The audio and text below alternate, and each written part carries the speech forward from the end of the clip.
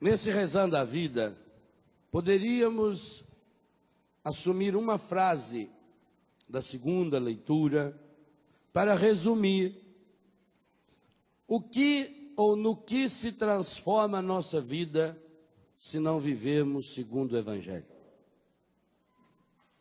São Paulo diz: ai de mim se não evangelizar. O que é que significa isso? O que é que significa evangelizar? Proclamar a boa nova? Não. Senão um mudo não poderia evangelizar. O que é evangelizar? Vem de qual palavra? Evangelizar vem de evangelho. O que é evangelizar? É aplicar o evangelho à nossa vida. Então, nós poderíamos dizer com clareza junto com Paulo: ai de mim se eu não aplicar o evangelho a toda e qualquer situação da minha vida. Não há nenhuma situação da minha vida em que eu possa viver longe do evangelho. Tudo que eu fizer contrário ao evangelho, eu vou receber frutos negativos. O que significa esse ai de mim? Ele podia traduzir como em algumas Bíblias estão traduzidas: infeliz de mim, maldito sou. Porque tantas e tantas vezes nós reclamamos da nossa vida. Porque somos infelizes na medida em que não aplicamos o evangelho a toda e qualquer situação da nossa vida. E para mostrar que é toda e qualquer situação, o evangelho de hoje nos apresenta as situações limítrofes da doença e da contaminação maligna. A primeira leitura mostra para nós o que é uma vida sem o evangelho. Jó faz uma releitura da sua vida sem Deus. Não é acaso a vida uma luta do homem sobre a terra? Seus dias não são como de um mercenário, de um assalariado?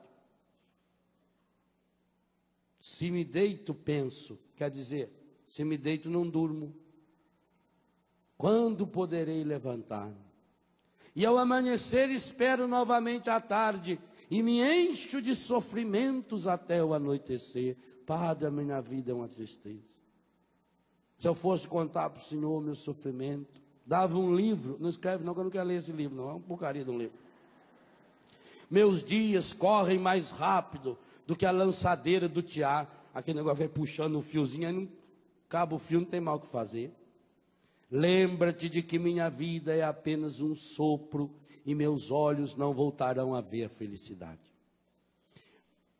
Nós podíamos hoje pegar o ai de mim se não evangelizar e olhar para trás a vida sem o evangelho. É isso que Jó descreve. E isso vai ser a minha e a sua vida.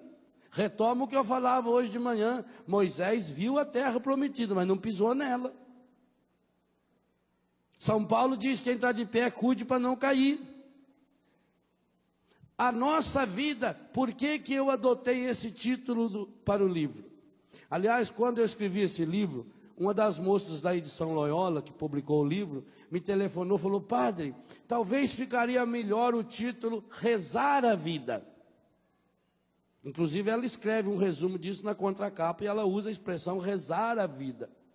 Eu disse: não, mas foi de propósito que eu escrevi Rezando a Vida, porque o que eu quero passar para as pessoas, o que eu quero ajudar as pessoas a se conscientizar, e é uma coisa que eu tenho procurado fazer também, é transformar a minha vida inteira numa contínua oração. Então, evangelizar significa aplicar o evangelho a cada situação da minha vida. Segundo o evangelho, não há nenhuma situação da minha vida, por mais corriqueira que seja, da qual eu não possa aprender algo de Deus a respeito da minha vida. Tenta encontrar uma situação da vida humana que não se encaixe no evangelho. O que que Jesus Cristo fez ao evangelizar? o resultado da evangelização de Jesus é o que nós vimos no Evangelho, eu vou refletir daqui a pouquinho. A libertação e a cura. Mas para chegar na libertação e na cura, Jesus tem uma metodologia, uma pedagogia, cuja assiduidade, ou seja, ele repete a mesma coisa o tempo todo. E qual é o segredo da evangelização de Jesus?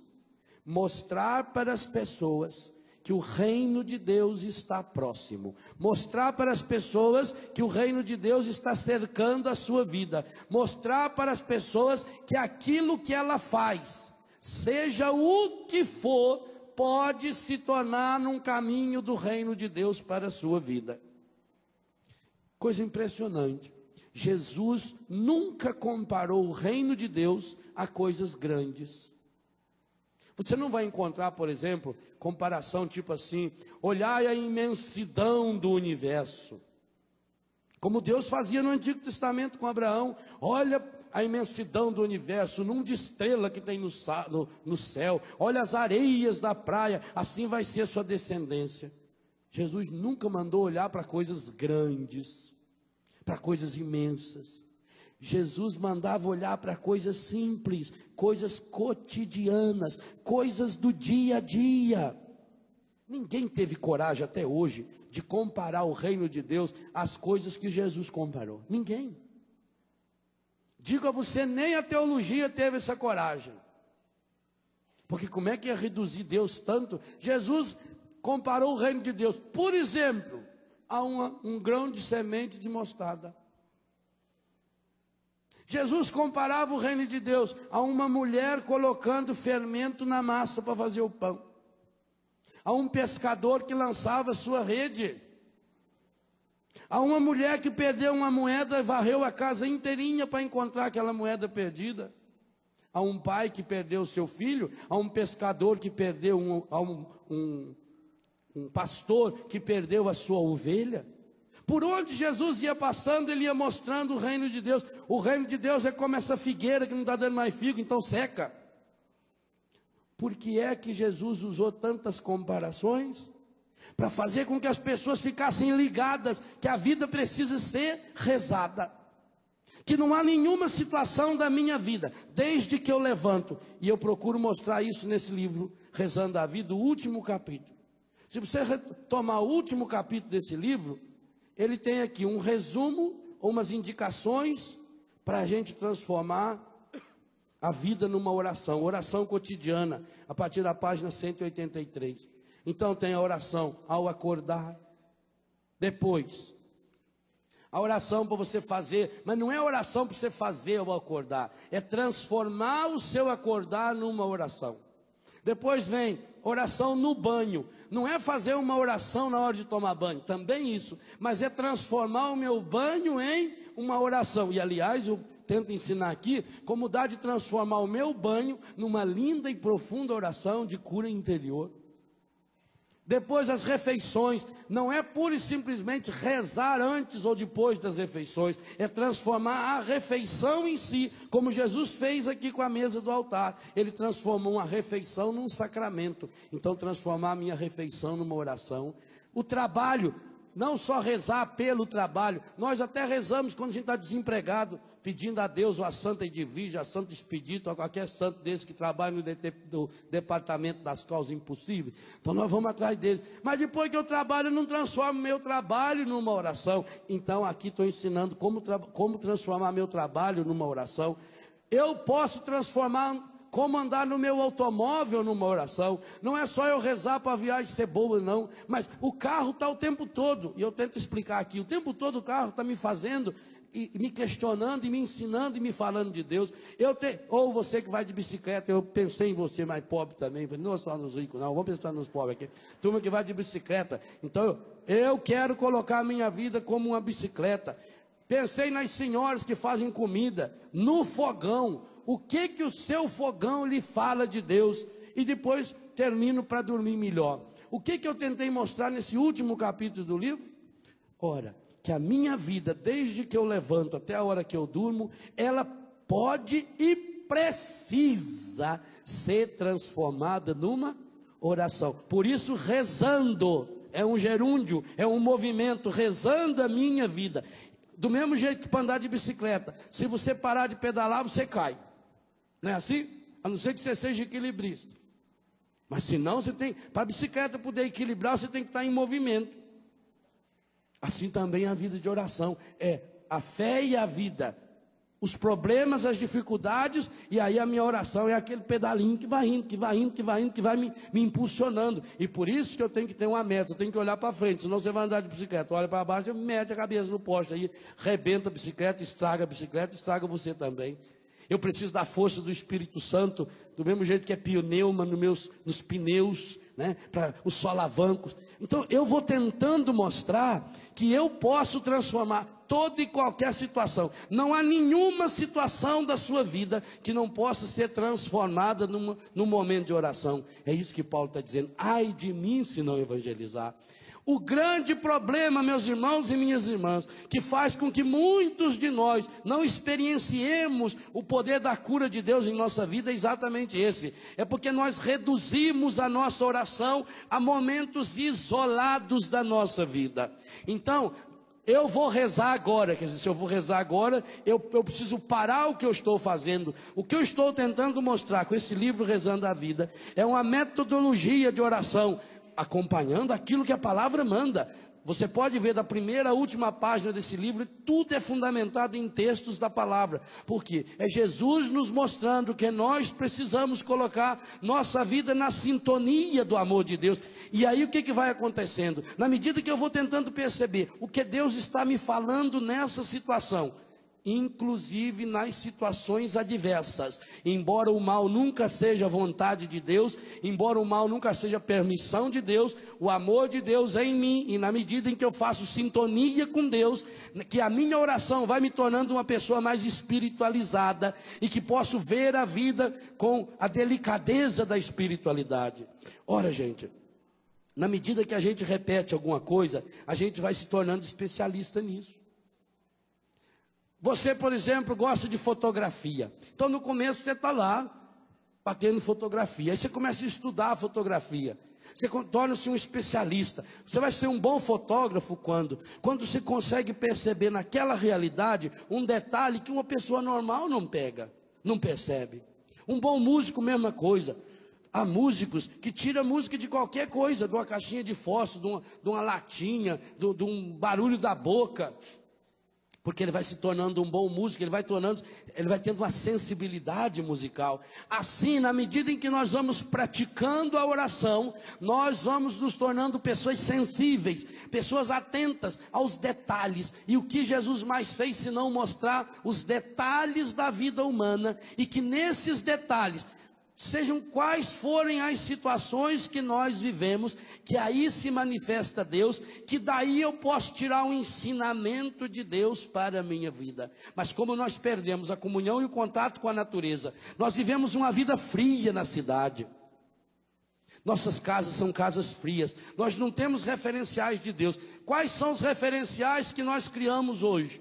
Nós criamos referenciais do mundo. Nós chegamos em casa, estamos atentos, ligamos a televisão, queremos assistir o jornal e o outro programa, e isso, aquilo, saber tudo que acontece no mundo. E aí enchemos o nosso coração com os referenciais das notícias negativas, das coisas ruins. E aí você assiste 2 ou 3 horas de televisão à tarde, em qualquer canal desses outros canais abertos de televisão, e você fica deprimido e decepcionado. Meu Deus, só tem problema.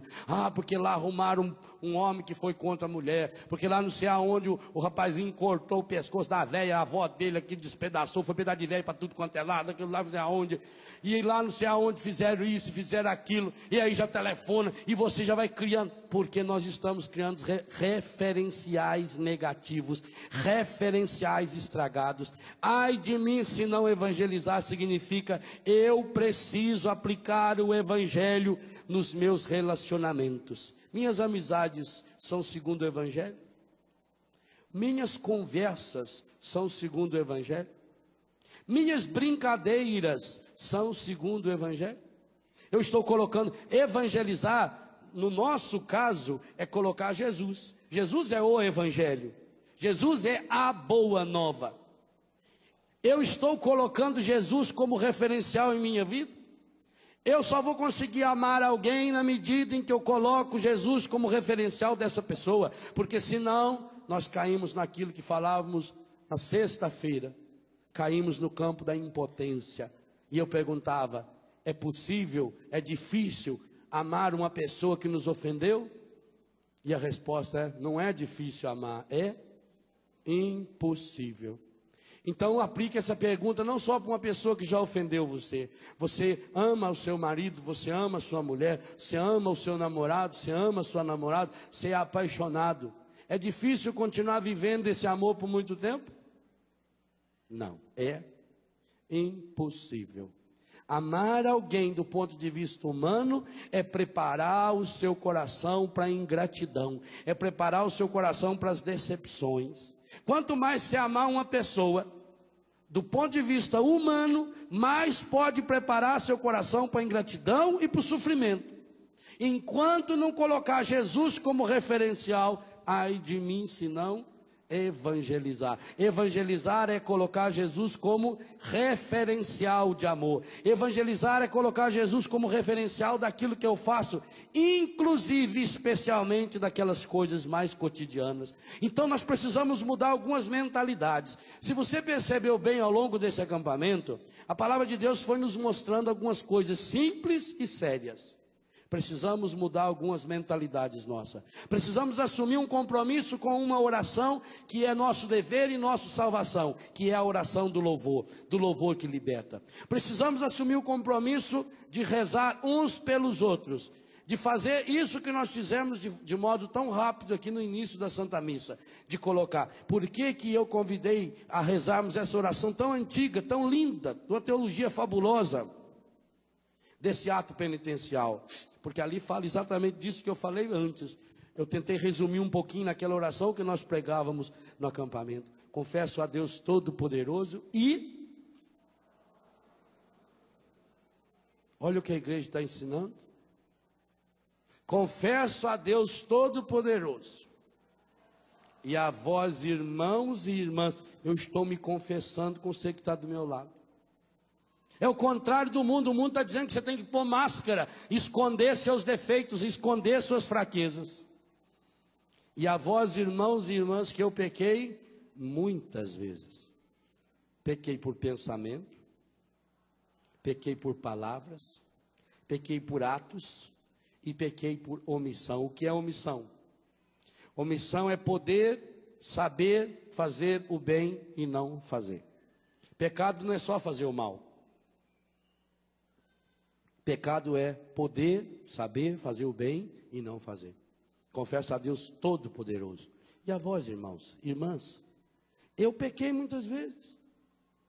Então, se eu fiz essa confissão, agora você não pode mais dizer: soube que o Padre Léo pecou? Soube. Inclusive eu estava lá quando ele publicamente se confessou na Canção Nova. Nos faz iguaizinhos? Pensa bem que essa padaiada confessou a mesma coisa. Os seminaristas, os consagrados da Canção Nova. Você confessou para o seu marido, para sua mulher, para o seu filho, para sua avó, até para sua sogra que está aí do lado. Confesso a Deus e a vós, minha sogra querida, que eu pequei muitas vezes por pensamentos. Agora, se eu falasse sozinho, os outros tudo podiam ficar pensando, mas você também confessou? Pensamentos, palavras, atos, omissões. Culpa de quem? Ah, então agora você não pode mais jogar a culpa na cara do seu marido, da sua mulher, do seu filho. Você confessou lá na Canção Nova, por minha culpa. Minha máxima, tão grande, única culpa. Quer dizer, tudo que eu fiz de errado, o culpado foi único e exclusivamente eu. Por minha culpa, minha tão grande culpa. Agora eu me confessei a Deus e aos meus irmãos, não foi? Aí eu vou transformar a minha oração, já confessei, assumi a minha culpa e agora eu vou me humilhar. E peço a quem? Começo a pedir no patamar superior. A Virgem Maria. Santa, mas eu me humilho mais ainda e peço a quem também? E a quem mais? Irmãos e irmãs. Viu para quem que você pediu aí do lado? Ah, pediu para o maridão. Pediu para a avó, para o sogro, para a sogra. Para quem mais você pediu? E avós, irmãos e irmãs, que rogueis por mim a Deus, nosso Senhor, nosso. Gente, se nós colocarmos em prática essa oração, nós já estamos fazendo um lindo retiro de aprofundamento, rezando a vida.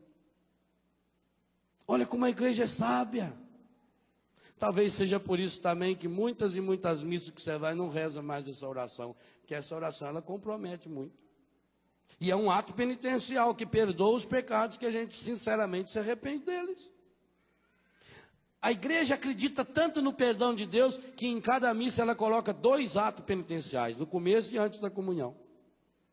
Quando eu rezo o Cordeiro de Deus, Senhor, não sou digno que entreis em minha morada. É o 2º ato penitencial. Para dizer que a igreja acredita de fato no perdão, na ternura e na misericórdia de Deus. Então, eu me coloco diante do outro. Ai de mim se não evangelizar. Eu preciso evangelizar, ou seja, colocar o evangelho nos meus relacionamentos. Eu preciso ter essa coragem de pedir um ao outro que interceda por mim, que reze por mim. Então, essas coisas sérias que o Senhor está nos ensinando nesse acampamento, mas são coisas que eu posso aplicar. Porque eu tenho muito medo da gente, nós vamos fazer um retiro, vão lá na Canção Nova, ou vão lá em Betânia, fazer um retiro lá, o Padre Léo prega o retiro lá, a cada 15 dias tem retiro, atende a confissão de cada um, eu vou lá na Canção Nova, lá eu posso me confessar, eu posso falar com as pessoas, rezam por mim, e depois eu vou embora e não levo nada e não vou praticar. Eu tenho muito medo disso, de criar uma instância espiritual, aonde você vive lá, e depois não leva para casa. O que eu estou tentando passar para você é isso que Deus está me ensinando. Ai de mim se não evangelizar significa, ai de mim se dia e noite não colocar a minha vida em oração. Vai acontecer comigo o que nós acabamos de ouvir aí do senhor Jó. Ele acabou transformando e resumindo a vida dele numa lamúria. Ele estava em profunda depressão. Quando poderei levantar-me? Ao amanhecer espero novamente à tarde e me encho de sofrimento e de lamúria até o anoitecer. Mas padre, acontece que cada um de nós já passou por situação assim. E quando aconteceu uma situação dessa? E quando a gente entrar numa depressão profunda? Quer dizer que quem está em fé não está em depressão? Já disse aqui com muita clareza para vocês. Quando eu falava da depressão pós-parto, quando eu falava das reações naturais que dá no corpo da mulher, no coração da mulher e obviamente no homem também, que isso é natural. Gente, sabe o que a gente precisa fazer? A gente precisa tirar a máscara de hipocrisia que a gente tem. Porque alguns de nós colocam uma máscara de hipocrisia tão grande que parece que já é um santo ponto acabado. Não somos, não. Nós tudo precisamos um do outro. Se em alguma coisa eu me destaco em relação a você, em outra coisa é você que se destaca em relação a mim. Se eu posso, com o dom que Deus me deu, lhe oferecer algum proveito espiritual, obviamente você também pode e deve me oferecer algum proveito espiritual. Nós nascemos num mundo onde um precisa do outro, onde ninguém é insubstituível, não. Tem que deixar de ser besta e tirar essas máscaras. A maior parte das vezes a gente sofre é de besta. Então o que fazer quando eu estiver no fundo do poço? O que fazer quando eu me deparar com uma doença, com uma enfermidade física, psíquica ou espiritual? Da onde veio a palavra enfermidade? Não é de inferno não, Deus o livro guarde, credo. Aí seria infernidade.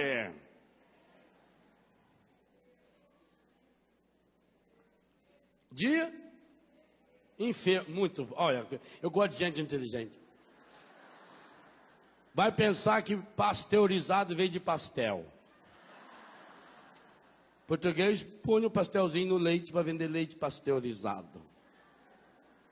Enfermidade veio de enfermo, olha que beleza. E da onde veio enfermo? Veio de enfermidade. Que veio de enfermaria. Que veio de enfermeira. Que fez enfermagem. E aí é capaz de chegar num fermento, em formiga, ou informática, não. Enfermidade, enfermo vem de não firme. É do latim. Padre, é cultura também, meu filho. Tá vendo? Você vai aprendendo. Ora. Nunca mais vai esquecer. Enfermo significa, então, não estou firme. É o contrário de firmeza. Enfermo, está balançando, está capiangando, está cambeteando, não está firme. Então, por isso que nós temos enfermidades físicas, psíquicas e espirituais. Eu estou meio enfermo fisicamente aí com esse pequeno difruço que está me dando. Eu difrucei, constipou. Você já teve difruço? Você é difruço. Difruço passa. E o difruço tem uma grande vantagem. Se você tomar remédio e fizer um tratamento bem feitinho, em uma semana desaparece os sintomas. Se não fizer, leva 7 dias para sarar. Então, você tem que levar muito a sério o tratamento para difruço. O difruço não para não. Então, não estou muito firme fisicamente. Mas posso também não estar muito firme espiritualmente. E não é firme de mineiro, não. E aí, firme? Não, é futebol. Não é esse firme, não. Esses filmes que passam na televisão. É de firmeza. Então, espiritualmente não estou muito firme. Estou meio balangandando, estou andando aí para um centro espírita, estou indo lá na Mãe do Santo, não estou rezando muito, falo que vou rezar o terço, não rezo nem o meio. Quer dizer, vou ficando fajutinho. Vou perdendo a minha firmeza. Não estou andando firme. Ou eu posso estar com uma enfermidade afetiva. Meu casamento não está muito firme.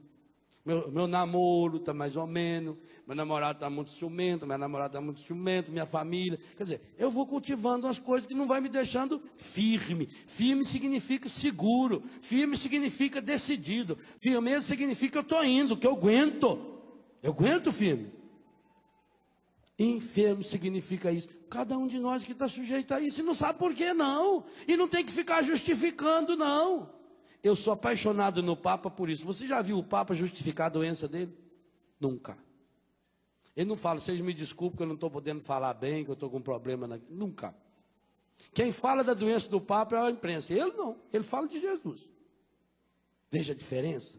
Eu não tenho que justificar a minha enfermidade. Outra coisa, eu não tenho que me culpar da minha enfermidade. Eu posso tomar cuidado. Se eu sei que tomar banho quente e sair no vento, que isso pode me constipar mais rapidamente, eu vou evitar. Se eu ficar pisando com o pé descalço num cimento frio, que isso aí vai provocar um difruço, eu vou cuidar. Não é assim? Que se eu comer muita carne gordurosa, pode dar uma diarreia, eu não vou tomar. Eu vou evitar. Não é assim? Agora, eu não posso me culpar porque fiquei doente. Então, quando eu fiquei doente, o que eu faço? Vou atrás do remédio. A quem você apresenta, em primeiro lugar, as suas enfermidades? Quando vivemos a nossa fé, rezando a vida, nós fazemos o que o Evangelho disse. Nós passamos a apresentar as nossas enfermidades, em primeiro lugar, para Jesus. Eu hoje de manhã falei para ele com muita tranquilidade. Falei, estou com esse trem aqui desagradável, que me atrapalhou a dormir, mas o povo hoje tem que me aguentar falar 3 horas ainda, 2 de manhã e 1 de tarde. O senhor dá um jeito, que vai ficar muito feio eu ficar aqui rando e escorrendo lá na hora do sermão. Então o senhor faz favor. Eu já falei com ele. Agora, se ele quiser largar eu para essa vergonha, é azar dele. Ainda mais que eu estou comprometendo ele publicamente. A quem nós confessamos as nossas enfermidades? Sabe uma coisa fabulosa do Evangelho? as pessoas levam os problemas, as suas enfermidades, tanto faz físicas, psíquicas e espirituais, para quem? Para Jesus. Olha aqui, fala 3 vezes. Veja a bondade e a misericórdia do Senhor. Curou a sogra de Pedro. Há uma corrente teológica. Eu estou falando coisa séria, corrente teológica, e tem gente rindo. Ah, louco. Isso aí não está certo, não. Há uma corrente teológica que reflete esse versículo aqui, dizendo que aqui fundamenta-se a negação de Pedro. Que Pedro negou Jesus exatamente a mágoa de ter Jesus curado a sua sogra. Porque quando Jesus estava ali nas cercanias, a sogra estava doente, ele levou Jesus para dar extrema-unção na véia. E Jesus a curou. E Pedro nunca mais conseguiu perdoar o Senhor. Foi uma mágoa disso. Não creio. Mas veja, Tiago e João, e aqui deixa bem claro também que quem levou a sogra para ser curada não foi Pedro. Foi Tiago e João. Pedro não era capaz de fazer uma coisa dessa. A febre desapareceu e ela começou a servir. Versículo 34. Antes disso, à tarde, depois do pôr do sol, levaram a Jesus todos os doentes e os possuídos pelo demônio. E Jesus curou a todos. Logo lá no final, e Jesus andava por toda a Galileia, pregando em suas sinagogas e expulsando os demônios. Então vejam bem, a prática número 1 do povo de Deus com Jesus era, diante de Jesus, desaparecia a enfermidade. Por quê? Porque Jesus saía correndo curando as pessoas? Não. Porque eles levavam os seus doentes até Jesus. Lá em Lourdes, depois da manhã celebra-se Nossa Senhora de Lourdes. Lourdes é um dos lugares mais lindos do mundo. Se um dia você puder ir, faça um esforço de ir. Alguns lugares do mundo, se a gente puder juntar dinheiro para ir, a gente deveria ir. Lourdes é um desses santuários. Realmente é um lugar espetacular. Em Lourdes há um passeio com o Santíssimo toda a tarde. Lourdes é um lugar do milagre. Tanto que tem lá uma junta médica só para atender, porque é milagre. Milagre reconhecido como milagre, cientificamente como milagre, tem 60 e poucos. Curas espetaculares, mais de 3.000. São coisas absurdas. A gente escuta que lá, a gente nem acredita que possa existir uma doença daquele jeito e as curas que acontecem. Então você chega em Lourdes, é um espetáculo de fé, não sei quantas são milhares de pessoas. A rua em Lourdes, ela tem uma parte pintada na estrada, todas as ruas não sei se acho que é vermelho, não me lembro mais, onde passam os carrinhos com os doentes. Voluntários para carregar doentes pelas ruas para levar até o santuário. Há dias em que chega a 7, 8 mil voluntários. É uma coisa espetacular. Para mim, o momento mais lindo de Lourdes não é na hora de tomar banho na gruta, não é na hora das celebrações, é na hora do passeio com o Santíssimo. É espetacular. Porque você olha aquele campo imenso, aqui, o santuário é imenso, imenso. O santuário não, porque santuário lá deve ter uns 5, 6 no mesmo lugar. Cada lugar que você vai tem uma igreja. Tem igreja lá que cabe 12, 15 mil pessoas. É uma loucura. Você olha aquele campo lindo, os doentes naquelas cadeiras de rodas, e vai a procissão com o Santíssimo, e o serviço de som vai falando assim: Senhor, aquele que tu amas está enfermo. Que coisa espetacular. A mim tocou muito porque essa frase foi dita por Marta e Maria a respeito de Lázaro, e eu que moro na comunidade Betânia, que tem o mesmo nome. É espetacular quando Marta e Maria mandam dizer: Jesus, aquele que tu amas está enfermo, não está firme. Ah, que oração de cura fabulosa que você e cada um de nós pode e deveria fazer. Senhor, aquele que tu amas, a minha esposa que tu amas, o meu marido, minha sogra, meu filho, aquela pessoa que eu não amo. Veja que coisa fabulosa. Eles não disseram: Senhor, aquele que nós amamos está enfermo.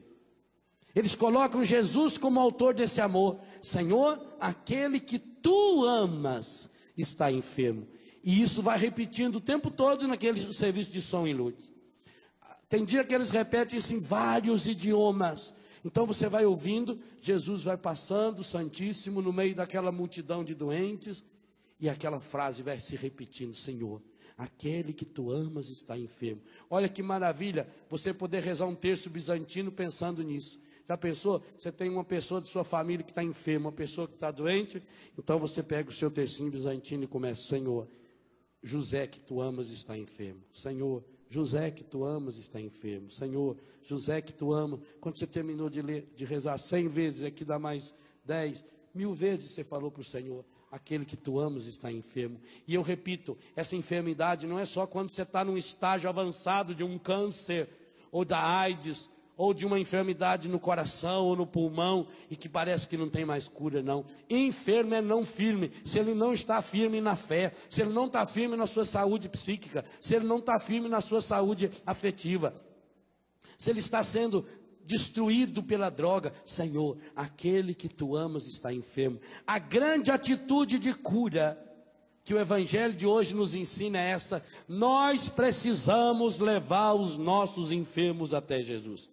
E digo outra coisa, nós da Igreja Católica precisamos perder o medo de rezar pelos nossos doentes, porque se há uma igreja no mundo que acredita na cura, essa é a Igreja Católica. Agora, sabe o que aconteceu? E aqui é bom cada um de nós fazer um meia-culpa, minha máxima culpa também. Como muitos e muitas de nós reduziram a oração de cura a um momento de curandeirismo, onde inclusive se manifestam desequilíbrios afetivos, showzinhos à parte. Então muitos pastores católicos, padres e bispos, para evitar o falatório, proibiu, o que é uma pena. O que é uma pena. Nenhuma outra religião no mundo acredita tanto na cura como a Igreja Católica. E a maior prova disso é que, para uma pessoa ser levada à situação de santo num altar, é que tem que ser comprovado pelo menos 2 milagres por intercessão dela. E por que hoje nós rezamos tão pouco pelos nossos doentes? Porque não estamos levando os doentes até Jesus. Senhor, aquele que tu amas está enfermo. Agora a campanha da fraternidade sobre os idosos é a última etapa da nossa oração no Rezando a Vida. É quando chegarmos à idade da maturidade. Será que nós vamos promover celebrações onde nós queremos rezar pela cura dos nossos enfermos, dos nossos idosos, que já até pela idade já não estão tão firmes? É preciso que a gente tenha coragem de celebrar missa pela cura, missa pela restauração das pessoas. Em primeiro lugar, toda missa é de cura e de libertação. Não tem nenhuma missa que o padre possa tirar fora a mais linda oração de libertação que nós rezamos em cada Eucaristia. Livrai-nos de todos os males, ó Pai, dai-nos hoje a vossa paz. Ajudados pela vossa misericórdia, sejamos sempre livres do pecado e protegidos de todos os perigos, enquanto vivendo a esperança guardamos e preparamos a vinda do Cristo, que é o nosso Salvador. E qual é a resposta do povo?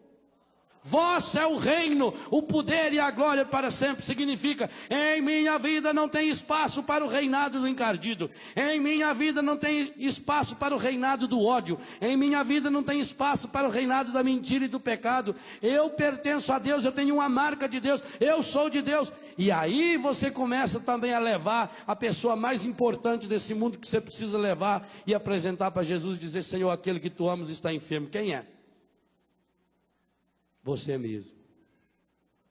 Mas para você chegar a isso, veja bem, a primeira reflexão de ontem: enquanto nós não nos convencemos por experiência, e aí veio a oração de cura ontem à noite do batismo, enquanto eu não me convenço por experiência que Deus me ama, que eu não sou fruto do acaso, que Deus me escolheu no meio de 300 milhões de possibilidades. Se Deus me escolheu no meio de tanta gente, de tanta possibilidade, é porque Deus me ama com amor infinito, e eu preciso me convencer disso. Então você precisa começar a se apresentar ao Senhor assim: Senhor, este que tu amas está enfermo. Hoje eu posso apresentar a Jesus: esse Léo que tu amas está enfermo. Apresenta-se ao Senhor: esse que tu amas essa, diga seu nome, que tu amas. Ah, esse que tu amas como é espetacular. Leve os seus doentes até Jesus. Leve as suas enfermidades até Jesus. Quantas e quantas vezes, quando a pessoa está sofrendo uma enfermidade afetiva, um problema de relacionamento, vai buscar ajuda aonde? Vai em pai de santo, em mãe de santo, manda fazer trabalho, leva a cirola do marido, mais R$500. Eu conheci uma moça que teve que levar a cirola do marido, mas não podia nem lavar. Falei, credo, não traz isso para eu ver não, pelo menos lava antes, tá louco? Então tinha que levar a cirola do marido, 1 litro de cachaça, 3 quilos de carne, 2 quilos de asa de galinha velha, não sei se isso tem alguma coisa a ver com ela mesmo, e R$500 que era para ajudar o santo. E a anta foi.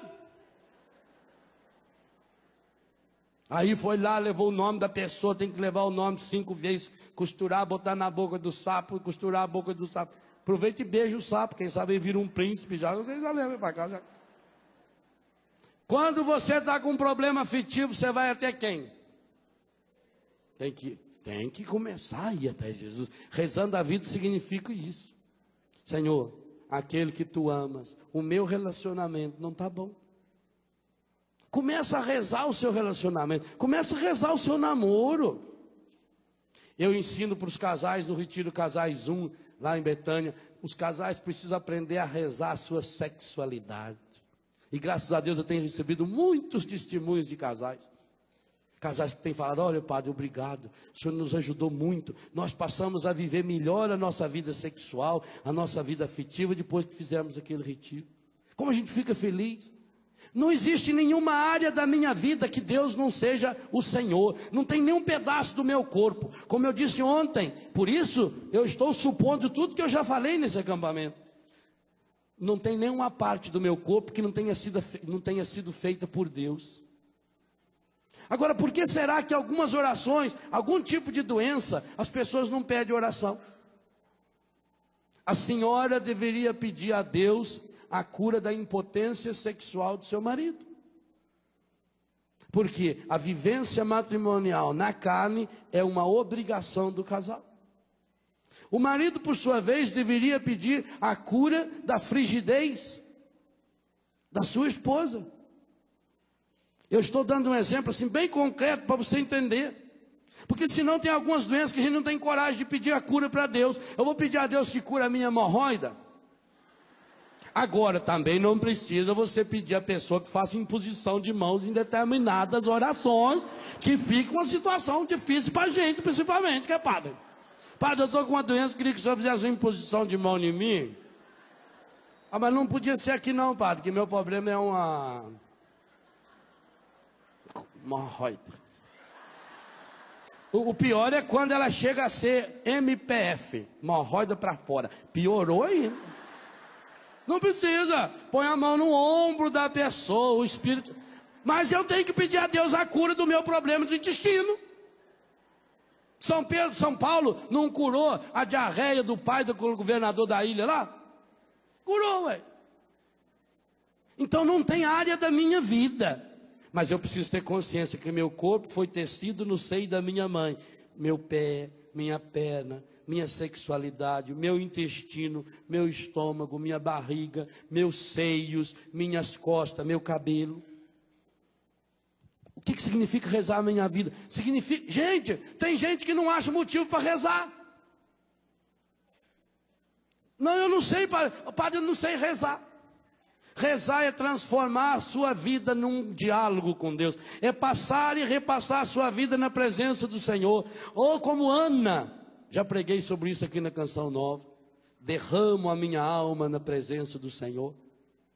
Não é só aquela oração litúrgica. A oração litúrgica é maravilhosa. É o ápice da nossa fé. A Eucaristia é o ápice da nossa fé. Mas quem não reza a vida, não adianta nada vir só na Eucaristia também, que não vai resolver o problema não. Porque pensa que a oração é uma coisa mágica. Eu vou lá, ele passa a mão em mim e eu continuo safado, sem vergonha, mentiroso, fofoqueiro. Não, Senhor, mude de vida. Porque senão você não vai entrar na terra prometida. E não vai entrar, Moisés não entrou, por que você vai entrar? Será que você já é melhor do que ele? Deus não precisa de você e nem de mim. Nós que precisamos de Deus. Nós que necessitamos com urgência de Deus. Então eu tenho que transformar cada situação que eu estou vivendo. Da onde eu vou começar a minha oração? Veja os Salmos. Os Salmos mostram-nos um roteiro de oração que é sempre a partir da própria vida. Da dor que está sentindo, da tristeza que está sentindo, da angústia. Você está angustiado? Fala para Deus: ô Senhor, eu estou angustiado hoje. Qual será a causa dessa minha angústia? Por que será que eu estou tão troncho hoje? Por que será que eu estou perreado hoje? Por que será que eu estou nervoso desse jeito? Da onde me veio? Senhor, faz com que aquela anta não apareça na minha frente hoje, senão eu vou arrebentar a cara dela. Obrigado, Senhor, louvado seja, Senhor, que o Senhor não deixou eu arrebentar. Mas então fala a sua oração a partir do que você está vivendo. Agora, o que adianta você vai lá e diz: oh Jesus, aleluia, glória. A gente vê que a pessoa não sabe rezar, e quando você vai num grupo de oração, ou quando vai fazer uma oração espontânea, que a cada meia palavra ela põe Senhor Jesus no meio. Sim, Senhor Jesus, eu te peço, Senhor Jesus, ó Senhor Jesus, ajuda, Senhor Jesus, minha avó, Senhor Jesus, que naquele dia, Senhor Jesus, que eu estava indo, Senhor Jesus, quando eu vi Senhor Jesus, eu estava orando, Senhor Jesus. O sinal aleluia, e tudo fala amém. E aí Deus falou amém, e Deus disse amém, amém, amém, meio inferno, que Deus não está enjoado com você já. Reza a sua vida, reza a sua angústia, reza a sua tristeza, xinga em oração. Xingar em oração. Nada que você vive é oculto a Deus, gente. Não há nenhum milésimo de segundo da sua vida que Deus possa estar ausente da sua vida. Nenhum. É como se você ficasse 2 horas sem respirar, você morria. Quando você xinga, Deus está presente, então xinga em oração. Transforma o seu xingo num lamento de dor para o Senhor. Desembucha a sua alma na presença do Senhor. Desopila o fígado na presença do Senhor. Mas não fica criando aquela... eu leio a oração que está no livro. Muito linda a oração. Mas não fala nada da minha vida. Continuo com os meus vícios, continuo com as minhas mágoas, continuo com os meus ressentimentos. Rezar a minha vida significa isso. Eu preciso rezar a partir do momento que eu acordo. Tem dia que você vai acordar, muito obrigado, louvado seja o Senhor, obrigado por esse dia. Tem dia que você vai acordar, você não sabe por quê. Ou você não é assim, ou eu sou um ET. Mas comigo é assim.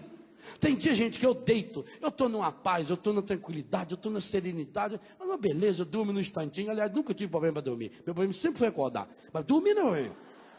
Eu durmo qualquer hora, em qualquer lugar. Na horinha eu estou dormindo. Aí eu durmo bem, estou tranquilo. Acordo, eu fico com raiva de olhar para a minha cara no espelho. Eu acordo emburrado, não sei porquê. E você sabe? Sabe nada.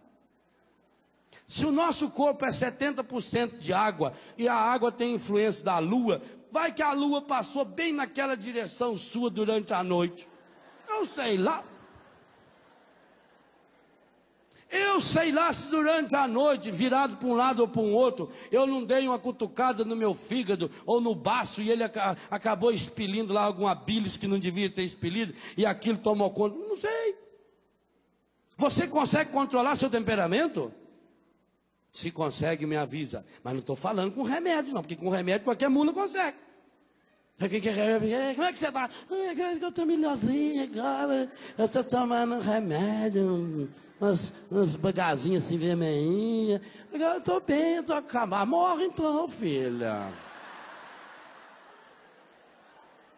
Eu estou falando de controlar aqui. Eu não consigo controlar o meu. De uma hora para outra a gente fica triste, não sabe, dá aquela troncheira, você está andando. E o que eu faço com isso? Eu tenho algumas opções. Ou eu vou lá e tomo um gole de cachaça. Ou eu tenho que fumar um cigarro para distrair. Ou eu tenho que entrar num site pornográfico da internet. Ou eu tenho que sair para fazer compra. Ou eu vou lá consultar o meu mapa astral. Ou vou lá ver o meu signo, não sei de que lá. Ou eu vou achar culpados, ou eu dobro o meu joelho no chão e diz: misericórdia, Senhor. Escolha. Escolha. Sabe o que é bonito na palavra? Aqueles e aquelas que tiveram essa coragem de dobrar o joelho e dizer: misericórdia, Senhor. Eu não sei porque eu estou sentindo assim. Não sei porque eu me irrito de uma hora para outra, Senhor. Eu não sei porque eu estava tão bem, acordei agora mal. E tem dia que é o contrário, você está mal, você está preocupado, você está nervoso. Acorda, mas olha, parece que passou assim uma esponja. O importante não é você se programar feito um robô que acorda todo dia igual. Não, o dia que você acordar para baixo, ô Senhor, me ajuda a ficar para cima hoje. Senhor, eu estou vendo que o dia de hoje vai ser daqueles dias de 27, 28, 29 horas. Aqueles dias que Jó rezou lá. Estou vendo que hoje não vai ser fácil, Senhor. Mas me ajuda, Jesus. Eu sei que o Senhor está comigo. Eu sei que o Pai me ama. Senhor, pode ser que ninguém no mundo me ama. Mas por que o Pai me ama então? Se meu coração está batendo, não foi eu que dei corda nele. Se o Senhor está dando corda, o Senhor está acreditando em mim, então me ajuda. Senhor, eu quero te louvar, está alegre hoje? Quero louvar, bendizer o Senhor, quero glorificar o Senhor. Mas nós vamos amadurecendo a nossa oração. Quando eu estiver nessa plena consciência de que Deus está no comando da minha vida, eu começo inclusive a transformar a minha decepção, a minha tristeza, a minha angústia em louvor. Muito obrigado, Senhor. Eu não sei por que está acontecendo, mas eu te louvo, Senhor. Eu sei que o mal não vem da tua permissão, nem da tua vontade, mas eu te louvo, Senhor. Apresente agora aquele que o Senhor ama para ele. Apresenta. Você tem alguma enfermidade física, psíquica, afetiva? Apresenta para o Senhor. Apresenta você que já está na plenitude da sua vida. Você que está idoso. Fala, muito obrigado, meu Deus, porque eu cheguei até aqui. Feche seus olhos um pouquinho e reza comigo. Principalmente você. Você que, quem sabe, muitas e muitas vezes até pensou em desistir da sua vida porque você hoje se sente fraco. Porque você já está idoso, idosa. Se essa palavra ajuda você a rezar, repita comigo, no silêncio do seu coração, com seus olhos fechados. Meu Senhor e meu Deus, muito obrigado por mais um dia de vida. Hoje coloco-me em tua presença para partilhar minha vida, pedir tuas graças, agradecer por tantas coisas maravilhosas que me aconteceram e pedir forças para continuar vivendo da melhor maneira possível. Quero continuar cumprindo a tua vontade e vivendo no teu amor. Se essa palavra que eu estou lendo do livro Rezando a Vida não ajuda você a rezar, vá repetindo com seus olhos fechados: Senhor, esse que tu amas está enfermo. Eu te agradeço, Senhor, pela graça de ter chegado a essa idade. Que idade você tem? Sei que agora estou colhendo tudo que plantei ao longo da minha vida, mas peço também sua força, Senhor, porque nessa idade encontramos muitas dificuldades, limitações, especialmente devido à fraqueza física. Parece que nosso corpo não responde mais às nossas ordens. Não temos mais nenhum controle sobre ele. Ao longo da minha vida, muitos dos meus sonhos, das minhas aspirações, acabaram não se realizando. Hoje sei que não adianta nada ficar olhando para o passado, lamuriando pelas coisas negativas que aconteceram. Por isso eu quero começar uma vida nova, inteiramente nova. Quero viver intensamente cada segundo de minha existência. Não sei quanto tempo vou viver, mas isso não me interessa mais. Já desperdicei tanto tempo em minha vida. Agora quero viver cada segundo como uma eternidade. Quero saborear cada momento como único e irrepetível. Eu te louvo, agradeço e bendigo a graça de ter chegado até aqui. Sei que a minha vida, mesmo não sabendo corresponder como deveria, é um dom e um presente do Pai. Obrigado, Pai. No entanto, hoje já não me sinto mais tão útil como sentia antigamente. As pessoas, nem mesmo as da minha família, não me pedem mais conselhos e opinião. Parece que eu fico sempre jogado de lado. E isso muitas vezes me causa tristeza, angústia, solidão, um sentimento de inutilidade muito grande. Sinto isso, especialmente quando vejo outra pessoa hoje ocupando o lugar que até um certo tempo eu estava ocupando. Sei que muitas vezes sou um peso para os meus familiares. Não queria ser esse peso, mas também não desejaria viver o abandono no qual muitas vezes me encontro. É tão triste, depois de tantos anos de vida, se sentir assim no abandono e na solidão. Quase ninguém vem me visitar. Parece que as pessoas não gostam muito do cheiro da gente velha. Fico tão triste quando vai chegando a época do Natal, Dia das Mães, Dia dos Pais, Páscoa. Sempre fico esperando que alguém da minha família venha me visitar. Mas eles são muito ocupados. Às vezes até telefonam. Mas eu fico triste demais. Me ajuda, Senhor. Senhor, mostra-me. E eu peço a você idoso, você aposentado, reza comigo, no silêncio do seu coração, sinceramente esse trechinho. Senhor, mostra-me no que ainda posso ser útil para o mundo, para a minha família, para a minha comunidade. E isso vale para qualquer um de nós, não só as pessoas idosas. Para você jovem também, para você adulto. Senhor, mostra-me no que ainda posso ser útil para o mundo, para a minha família, para a minha comunidade. Tira esse sentimento de inutilidade e dá-me a graça de conhecer e colocar a minha experiência de vida como um serviço generoso para todos os que o Senhor mesmo colocar em meu caminho. Quero pedir também, Senhor, pela misericórdia infinita do teu amor, que tires do meu coração um certo orgulho prepotente de achar que eu sabia fazer tudo melhor do que os outros e que no meu tempo tudo era mais perfeito. Sei que é saudosismo meu e sei que o Senhor também compreende esses meus sentimentos, que eu saiba ser bondoso, bondosa, também compreender todas as pessoas que vivem ao meu redor. Hoje quero também pedir a graça de ir me desapegando de tudo o que não me é mais necessário. Eu vivo guardando coisas em minhas gavetas e vivo guardando coisas em meu coração. Por isso muitas vezes estou triste, preocupado, ansioso demais. Se me faltam as forças físicas para o trabalho, quero oferecer meus sofrimentos.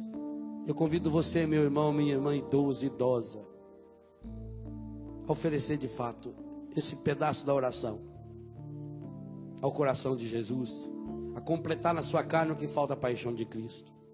Se me faltam as forças físicas para o trabalho, quero oferecer meus sofrimentos, minhas doenças e minhas orações pela transformação e pela conversão do mundo.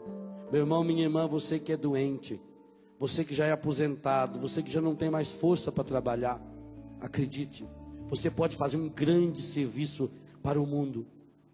Por isso, peça essa graça ao Senhor.